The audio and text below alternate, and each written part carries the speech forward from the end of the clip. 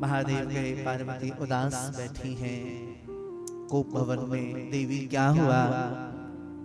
मां ने मुख उदास करके नीचे झुका लिया। बताओ ना। बार बार जब पूछा तो माता कहती है आप बात न करें मुझसे। क्यों? बोले मैंने सोचा था आप प्रेम करते मुझसे, पर आप तो कपट करते। महादेव ने कहा ऐसा क्या जादू कर दिया नारद ने, अभी तक का प्रेम से प्रभु चक्कर। ऐसा क्यों कहती हो? बोले सच्ची बताओ मुझसे प्रेम करते? बोले हाँ बहु। तो बोले गले में मुंडों की माला किसके लटकाए घूम रहे हो आप? महादेव मुस्कुराया। देवी आपने कभी पूछा नहीं तो मैंने बताया नहीं, ये मुंडों की माला किसी और की नहीं, आपकी ही मुंडों की माला है। जब जब आपने लीला करने के लिए शरण धारण किया और लीला जब जब आपकी पूर्ण हुई, आपने उन उन लीलाओं का स्मरण जब जब किया तो उन उन जन्मों की स्मृति, अवतारों की स्मृति बनी रहे। इसलिए मैं उन उन मुंडों को अपने गले में पिरोता गया। देवी ये मुंड आपके प्रेम का प्रतीक है। इसलिए हमारे यहाँ जो कन्याएं हैं विवाह से पहले, विवाह के बाद भी गौरी जी की पूजा करते हैं। विवाह से पहले महादेव की, विवाह के बाद गौरी जी की। जय जय गिरिवर राज किशोरी, जय महेश मुख चंद्र चकोरी, जय गजबदन सडानन माता। क्योंकि महादेव और भगवती पार्वती का जो प्रेम है वह शाश्वत प्रेम है।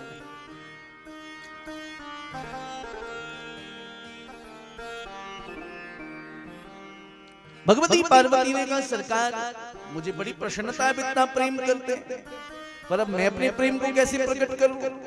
आपके गले में मेरे मुंडों की माला है तो मेरे गले में भी आपके मुंडों की माला होनी चाहिए। महादेव ने कहा देवी आप लीला संवरण करती हैं तो शरण का त्याग करती हैं, पर मैं शरण नहीं त्यागता। क्यों? क्योंकि मैंने अमर कथा का पान किया है। बोले सरकार ये अमर कथा क्या है? ये अमर कथा क्या है? मुझे भी प्रदान करिए। महादेव ने कहा अत्यंत गुप्त रहस्य है यह। चारों ओर देखो कोई है तो नहीं, चारों ओर कोई नहीं था। एक पक्षी शुक बैठा था, एक सुकी बैठी थी। माँ ने उसको भगा दिया। सुकी एक सुख को जन्म दिया था, छोटा सा शुक। उसके ऊपर दृष्टि न पड़ी। कथा प्रारंभ हुई। महादेव ने कहा जब मैं कथा करूंगा तो मेरी आंखें बंद होंगी। कैसे पता चलेगा आप कथा श्रवण कर रहे हैं कि नहीं? इसलिए जब एक स्कंद पूर्ण हो तो आप कहना ओम। सज्जनों कथा प्रारंभ हुई, पहला द्वितीय तृतीय स्कंद पूर्ण हुआ। मां ने कहा ओम ओम ओम।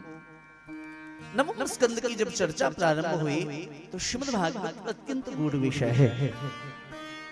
इसमें वंशावली की चर्चा है। नारायण के पुत्र ब्रह्मा के, मरीचि के, कश्यप के, हिरण्यकश्यप के, प्रहलाद के, बलि के, बाणासुर, इतनी लंबी वंश परंपरा।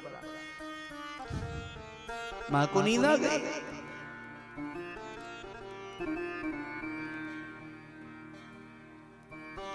शुक बहुत भाव से कथा श्रवण कर रहे थे। मां ओम नहीं बोलेंगी तो गड़बड़ हो जाएगा। मां यदि ओम नहीं बोलेंगी तो सब अव्यवस्थित हो जाएगा, कथा बंद हो जाएगी। शुक ने विचार किया क्या करूं, तो हमारा शुक बोल उठे ओम। एकादश द्वादश स्कंद पूर्ण हुआ। महादेव ने कहा बोलिए श्री बांके बिहारी लाल की जय। इतनी जोर से जय घोष हुई, आंखें खुली। आगे फिर क्या हुआ? देवी कथा तो पूरी हो गई, तुम क्या कर रही थी? बोले मैं तो सो गई। अच्छा फिर ओम कौन कह रहा था? प्रणव का उच्चारण कौन कर रहा था? चारों ओर देखा कोई नहीं, पीछे भगवान सुखदेव बैठे वृक्ष के ऊपर। महादेव ने कहा तुमने ठीक नहीं किया। व्यासपीठ की अपनी एक मर्यादा होती है। कथा जब भी श्रवण करें सामने बैठ करके श्रवण करें, नीचे बैठ करके श्रवण करें, आलती पालती मार करके श्रवण करें। यदि घुटनों में दिक्कत है तो कुर्सी आदि पर बैठे, लेकिन यह प्रयास रहे कभी भी पैर श्रीमद् भागवत जी में कि और करके ऐसे बैठना, जब आलती पालती कोई दिक्कत है तो लगना है, ऐसे नहीं बैठना चाहिए। आपने देखा होगा कुछ लोग ऐसे पैर बांध करके, तो यह जो है इसको कहते हैं दरिद्रासन, इससे बचना चाहिए।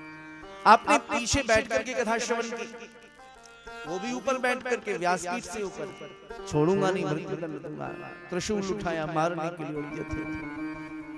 आगे आगे सुखदेव, पीछे पीछे महादेव, उड़ते उड़ते सुखदेव बद्रिकाश्रम पहुंच गए। बोली बद्रीनाथ धाम की जय।